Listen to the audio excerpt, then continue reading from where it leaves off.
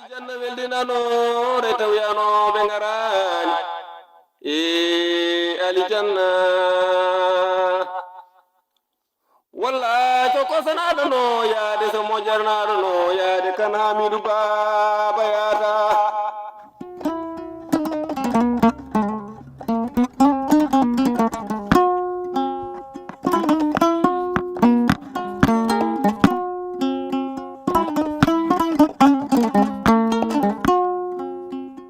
Mon père, c'était quelqu'un de plutôt généreux, quelqu'un de très calme, quelqu'un qui était à l'écoute. Papa ou l'ami était exceptionnel. Il a toujours eu de bonnes valeurs à enseigner. Il était pour moi un modèle de rigueur. Il était pour moi aussi un repère et un modèle aussi de conviction.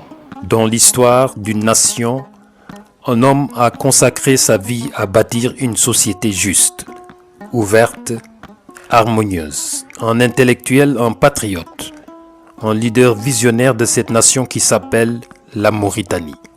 Cet homme, c'est Kane Hamidou Baba, un homme dont l'héritage continue d'inspirer toutes les générations. Aujourd'hui, il s'en est allé, mais sa voix continue de résonner dans le cœur de ceux qui refusent l'injustice. Son rêve reste vivant, celui d'une Mauritanie juste, une Mauritanie humaine, une Mauritanie pour tous.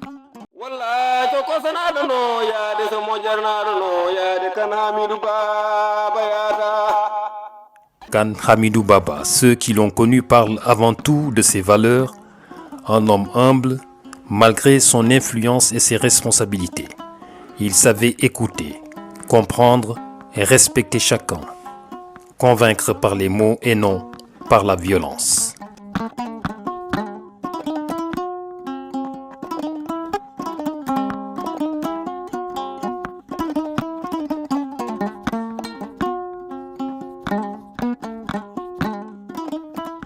Moi, c'est Fatimata Kane, je suis la fille du regretté Kane Hamidou Baba. Il nous a appris à être très ouverts d'esprit, à savoir respecter les autres, que ce soit des gens plutôt âgés ou pas, ou jeunes, peu importe, sans faire de distinction aussi par rapport. Il nous a inculqué les valeurs du vivre ensemble. Je m'appelle Eliman Kane, je suis le fils du regretté Kane Hamidou Baba. Quand on est le fils de Kane Hamidou Baba, il y a un certain code à tenir, il y a une façon d'être, il y a une façon de partager avec les autres, qui est une forme d'obligation, on va dire, parce que aussi, pour nous aussi, c'est lui rendre hommage de participer ou de partager tout ce qu'il nous a inculqué comme valeur. Et pour ça, on ne peut que le remercier et qu'Allah l'agrée dans son vaste paradis.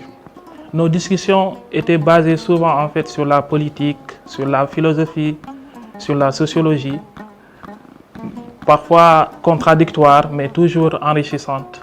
Chaque moment passé avec lui devenait un apprentissage. Un simple échange devenait une leçon de vie. Je me nomme Louise Lendorli, maire adjointe à la ville de Nouadhibou, présidente d'une association Femmes Actives pour le Développement.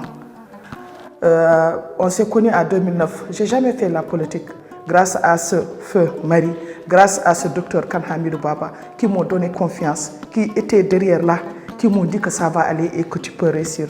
Donc aujourd'hui, si je suis maire adjointe de cette ville, donc en ce moment c'était la CVE, dont je suis partie avec la coalition, avec AJDMR. Alhamdulillah, je suis 4e maire adjointe au niveau de Nouadhibou. Tout ça, c'est grâce à eux. Avec lui, en fait, il m'a appris en fait, c'était quoi en fait l'amour du débat, le respect de la vérité et la passion en fait du pays. Il incarnait ce que peu d'hommes politiques peuvent prétendre, la simplicité au sommet. Sa culture et son savoir immense ne l'empêchaient jamais d'être accessible, humain et proche des gens. C'est Ba Alassane Hamadi Soma, dit Balas. Actuellement, je suis à la retraite, même politique, mais je fus d'abord un enseignant pendant 12 ans, après un homme d'affaires de 1984 à 1989, Et après 89, je suis un homme politique. C'est un homme que j'apprécie énormément. Parce que d'abord, pour sa sincérité, pour son honnêteté et pour son humilité surtout. Son humilité, malgré son niveau intellectuel, malgré son aisance matérielle et financière, c'était quelqu'un de très humble. C'est Mamadou Abdul Khan. Je suis de la famille de Feu Hamdou Baba Khan. Ce que je retiens de lui, c'est d'abord un homme de valeur. Un homme de valeur, un homme de parole, un homme généreux et un homme humble. Malgré les responsabilités qu'il a eues, il est toujours resté humble. J'ai eu l'honneur et le privilège de connaître M. Feu Khan Hamidou Baba, paix à son âme, depuis les années 80. Malgré le fait qu'on appartient à deux zones différentes, moi je suis originaire de l'extrême nord du pays et lui il est originaire de l'extrême sud du pays. Lui il était un éternel opposant et moi j'appartiens à ce qu'on appelle communément la majorité présidentielle, conseiller du président du parti au pouvoir. Je voudrais porter un témoignage sur mon frère Khan Hamidou Baba. Khan Hamidou Baba a des qualités exceptionnelles d'ordre surtout civique et moral. C'est un homme qui aime beaucoup son pays et qui l'a bien servi. C'est aussi un homme très généreux et très honnête. Il était d'abord un intellectuel africain, un homme de culture. Sa vision politique dépassait la Mauritanie. Il comprenait la société, ses enjeux complexes. Khan Hamidou Baba savait analyser, anticiper et proposer des solutions concrètes. Je m'appelle Abdoulaye Diba. Je suis l'ancien directeur politique du MPR, Mouvement pour la Refondation, dont la présidence était assurée par Dr Khan Hamidou Baba. Khan Hamidou Baba était un homme d'abord qui se caractérisait par son intelligence. Donc c'était un intellectuel africain qui a toujours lutté pour l'unité de l'Afrique. Et au niveau du pays, au niveau de la Mauritanie, qui a son combat porté toujours sur l'unité de la Mauritanie dans toutes ses composantes nationales. Il croyait tant la démocratie comme levier de développement, un outil pour sortir l'Afrique, la Mauritanie en particulier, du sous-développement pour permettre aux populations de vivre dignement et de progresser. Il avait toujours de l'avance sur tous les hommes politiques dans ce pays et il avait une analyse très pertinente, une très bonne compréhension de la formation sociale de la Mauritanie et comprenait les enjeux et les définissait les perspectives qu'il fallait dégager pour amener la Mauritanie vers l'unité, vers le développement et vers l'épanouissement de la démocratie. Khan Hamidou Baba savait que la Mauritanie ne pouvait avancer qu'unie, avec tous ses fils et filles, sans distinction ni exclusion. Chaque stratégie, chaque dialogue, chaque proposition qu'il formulait était pensée pour l'harmonie et la cohésion sociale. Mon nom c'est Wouli Diaw, plus connu sous le nom d'Abdoulaye Omar Diaw. Un monsieur exemplaire qui aime tous les fils de la Mauritanie. Il les met au même pied d'égalité. Il n'y a pas de mort, il n'y a pas de halplar, il n'y a pas de wolof. Tout le monde est au même pied d'égalité. Il règle tous les problèmes de tous les Mauritaniens. Et il voulait une Mauritanie unie. C'était ça sa philosophie. Chérif Hamadi, expert en aménagement et gestion, et qui est actuellement à retraite et qui vit à Dakar. C'est quelqu'un qui œuvrait pour l'entente, la cohésion, le sacrifice pour tout le monde. Hamidou a été un bâtisseur. Ce que je savais de lui, c'était quelqu'un qui voulait que tout le monde vive ensemble. C'est-à-dire que c'était un homme qui travaillait pour l'unité nationale. C'était un homme qui était pour l'équité, pour que dans le pays, chacun puisse avoir sa place. Et on espère que ce constitue un exemple pour l'avenir, pour les jeunes, pour s'inspirer de ce qu'il a fait dans sa vie. La cohésion et le pardon au cœur de sa philosophie. Il croyait au dialogue, à la réconciliation et à l'unité. Il savait que l'esprit de vengeance détruit, mais que le pardon construit. Il aimait la Mauritanie dans sa totalité. Chaque citoyen, chaque communauté, chaque ethnie avait sa place. Pour lui, aucune distinction ne devait diviser. Il me disait toujours, l'argent, c'est juste pour résoudre les besoins. En dehors de ça, il est inutile. Quand on parlait aussi de ce qui était les combats qu'il a reçus et qu'on parlait de la vengeance et tout ça, il me dit, l'esprit de vengeance détruit l'amitié, alors que le pardon la développe. Donc, Hamidou Baba Kane évoluait dans cet esprit. Kane Hamidou Baba était également un homme de conviction. Il était convaincu que la Mauritanie ne pouvait pas aller de l'avant sans l'ensemble de ses composantes nationales, sans l'ensemble de ses fils et filles. Il fallait donc pour lui un dialogue qui s'instaure entre les Mauritaniens, en tout cas pour tracer les stratégies les plus idoines pour assurer un développement harmonieux de notre pays. Le terme vivre ensemble, il le vivait tant sur la mosaïque riche en couleurs de notre pays que vous connaissez tous, mais aussi dans les moments très difficiles qu'a connu ce pays, notamment dans les malheureux événements de 89. Le vivre ensemble était une idée qu'il a toujours vécue, que ce soit dans ses relations humaines, que dans ses relations politiques et dans ses relations professionnelles. On fait de telle sorte qu'ils soient fiers de nous, nous ses enfants, et on essaie aussi d'avoir ces bonnes valeurs afin de les partager avec le monde. Il a tracé une route comme le vivre ensemble. Il me disait toujours, Louise, le vivre ensemble, on est obligé de le vivre ensemble. Lorsqu'il est parti, on est devenus des orphelins. On ne sait ni aller, ni quoi faire.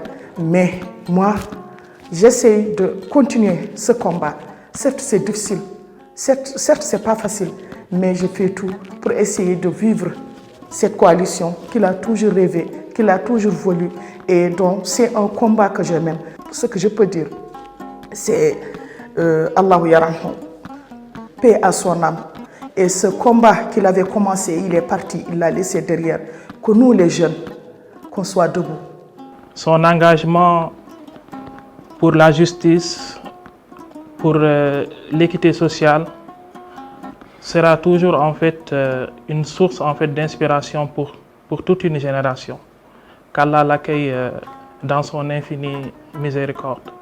Ce qui se passe ici, au marché du poisson, c'est de l'arnaque, c'est une mafia organisée par l'administration et nous le dénonçons avec la dernière énergie. Chacune des actions de Kane Hamidou Baba guidait sa foi.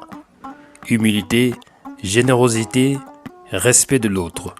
Toutes ces valeurs découlaient de sa profonde conviction religieuse. Il était un exemple de service désintéressé, un homme dont la vie et l'action étaient au service des autres et de Dieu. C'est un homme bon, un homme doux, fondamentalement religieux, qui avait des convictions fortes et un père de famille aimant, et qui, à mon avis, pouvait devenir un grand leader politique de ce pays, pouvait devenir un grand président de la République islamique de Mauritanie. Bon, malheureusement, ce qui est advenu, c'est la volonté d'Allah, subhanahu wa ta'ala. Ce que je peux dire aujourd'hui, c'est qu'Hamidou, il a toutes les valeurs d'un musulman, d'un fervent musulman. C'est quelqu'un dans l'humilité, dans le partage, dans l'amour des autres et dans tout ce qui était rentré dans le cadre de l'aumône et du développement des liens familiaux. Donc c'est quelqu'un d'une grande valeur religieuse. De son vivant, que ce soit des pressions d'ordre pécuniaire, on lui a proposé des postes de ministre, des biens, des facilités pour qu'il retourne des fois et qu'il abandonne certains de ses idéaux. Et le principal idéal, c'était la recherche de l'unité nationale, véritable unité nationale de ce beau pays qu'est la République islamique de Mauritanie. Respecté et admiré, il a marqué tous ceux qui l'ont côtoyé.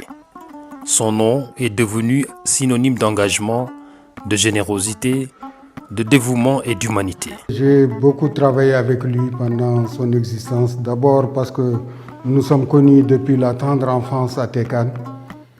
Et après nos études universitaires aussi, on a cheminé ensemble en France. Et quand on est revenu au pays, on a également travaillé ensemble quand j'étais à la Banque africaine de développement. J'étais son correspondant aussi bien à Abidjan qu'à Tunis. Et quand je venais à Nouakchott, c'était lui mon correspondant. Il a été mon voisin pendant plusieurs années à Dakar. Et tous les soirs, on se retrouvait pour marcher et discuter des choses qui n'ont rien à voir de la politique. Il savait que je suis quelqu'un qui n'est pas intéressé à la politique. Il le comprenait, il respectait mon point de vue, donc on parlait que des choses, des relations humaines. Il a bien sûr travaillé à l'opposition mauritanienne dans le cadre de l'UFD à son début. Et donc un parcours exceptionnel. Convaincu que la démocratie était une perspective fondamentale pour sortir l'Afrique de manière générale de sa torpeur, de son sous-développement et créer en tout cas les conditions d'un dialogue qui permettent en tout cas l'épanouissement des populations africaines et au niveau local donc des populations mauritaniennes. Ça a été son œuvre. C'est que lui, il était déjà à l'abri du besoin. Il était à l'abri du besoin.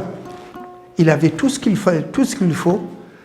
Donc, il n'avait pas besoin d'avoir une fonction, d'être ministre ou d'être haut fonctionnaire pour y gagner quelque chose. Non, il était déjà suffisamment fourni pour ne travailler que pour la Mauritanie, sans aucune distinction. Ça, je le confirme.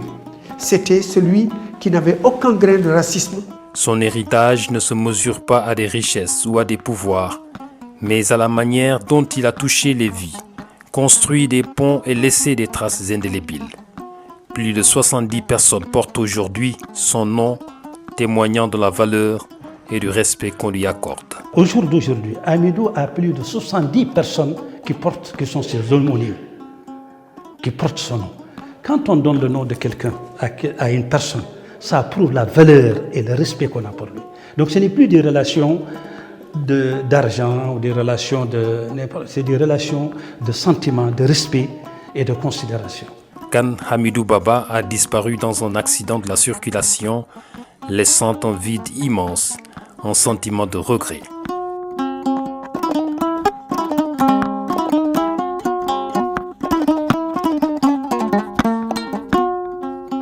Avec son départ, c'est la Mauritanie qui a perdu un homme intègre, capable de guider le pays vers l'unité et le développement. C'est toute la Mauritanie qui a véritablement perdu. Parce que cet homme, son intégrité, son niveau intellectuel, sa probité, son humilité, toutes ces qualités font que s'il était élu président de la République islamique de Mauritanie, il allait régler beaucoup de nos problèmes. Par principe, il serait contre le racisme. Par principe, il serait contre l'injustice, le népotisme. Il serait contre tout cela. Et il allait mettre la Mauritanie sur une très bonne rampe de lancement. Hélas, Dieu a décidé autrement. Il est parti. Il nous a devancés, en quelque sorte. Je regrette qu'il ne soit plus vivant. Cependant, je sais que de là où il est, on fait de telle sorte qu'il soit fier de nous, nous ses enfants. Et on essaie aussi d'avoir ces bonnes valeurs afin de les partager avec le monde. Hamidou, il nous a quittés brutalement. Ça nous a choqués, mais qu'il sache que notre esprit continuera à l'accompagner là où il est. Nous prions Allah, le Tout-Puissant et le Miséricordieux, de l'accueillir dans son saint paradis et que tout le peuple mauritanien sache que Hamidou, sa perte a été une perte pour toute la Mauritanie. Le terme vivre ensemble était la synergie qui nous a réunis. Je témoigne pour la prospérité, pour l'honnêteté intellectuelle, que sa disparition était une perte pour ce pays. Homme d'histoire, intellectuel, patriote, humble et généreux, il restera à jamais dans la mémoire de la Mauritanie et de l'Afrique. Son exemple continue de guider ceux qui aspirent à un pays plus juste, plus uni et plus humain. Que sa mémoire et son engagement inspirent les générations futures. Allah lui accorde le meilleur de ses paradis. Amen. C'est une grosse perte d'abord pour la famille, pour la Mauritanie et pour l'Afrique. Qu'Allah l'agrée dans son vaste paradis. Qu'Allah l'accueille dans son infinie miséricorde. Et je prie pour lui, que Dieu l'accueille au paradis et à Firdaus. Allahumma ighfir lahu warhamhu wa jannil jannata ma'wahu manziluhu. Allahumma amin.